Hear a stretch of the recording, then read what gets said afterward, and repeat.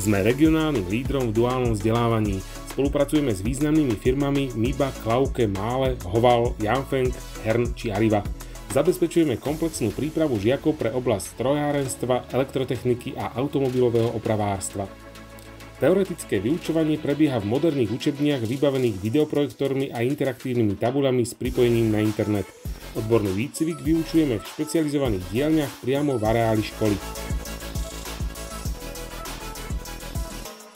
Stredná odborná škola Polytechnická v Dolnom Kubíne sa píši viac ako 60-ročnou tradíciou.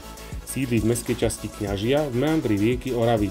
Súčasťou atraktívneho školského komplexu je zmodernizovaná telocvičňa, atletický areál s bežeckou dráhou a tenisovým kurtom a tiež posilňovňa.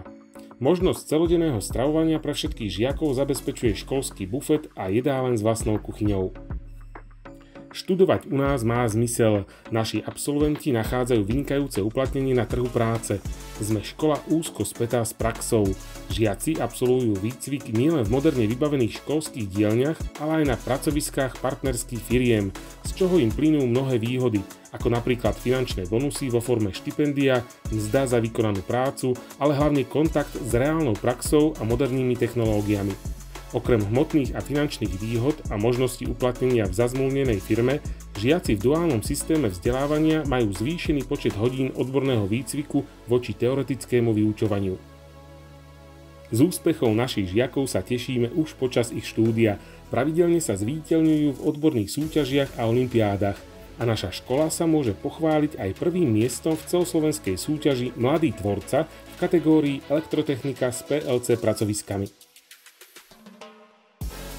V rámci štvoročného štúdia končiaceho maturitnou skúškou a výučným listom ponúkame 4 študijné odbory: mechanik nastavovač, programátor obrábacích a zváracích strojov a zariadení, mechanik elektrotechnik a mechanik mechatronik. No ja študujem programátora obrábacích a zváracích strojov. No baví ma to, je to zaujímavá robota. Není to ani taká náročne psychicky, skôr mentálne, treba matematiku. No, ja sa najviac asi teším na ten zváracký kurz, čo teraz budeme robiť. Väčšinou to robíme na klasických sústrojoch, ale učíme sa aj na automatických frézach alebo veľkých sústrojoch. To dosť hodne sa to tam naučím, základy sa naučí, čomu nechápe, majster sa spýta mi, pôjde, vysvetlí. Je tu aj pôjde komunita, učitelia sa snažia nám pomôcť, takže je to dobrá škola.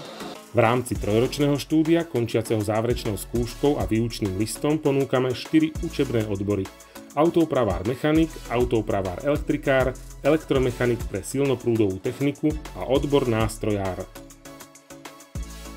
Chcel by som ako ohľadom aut pracovať s tým, je to taká moja srdcovka, tak chcel by som pokračovať tom aj do budúcnosti.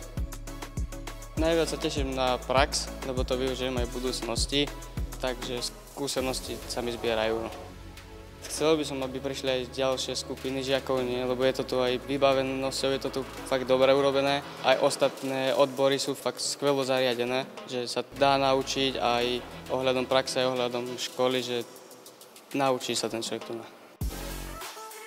Po ukončení trojročného štúdia učebných odborov môžu žiaci pokračovať v dennom nadstavbovom štúdiu. Na trojročné štúdium sú žiaci prijímaní bez prijímacích pohovorov na základe úspešného ukončenia základnej školy a odporúčania lekára. Na štvoročné štúdium sú žiaci prijímaní podľa výsledkov prijímacích skúšok a odporúčania lekára.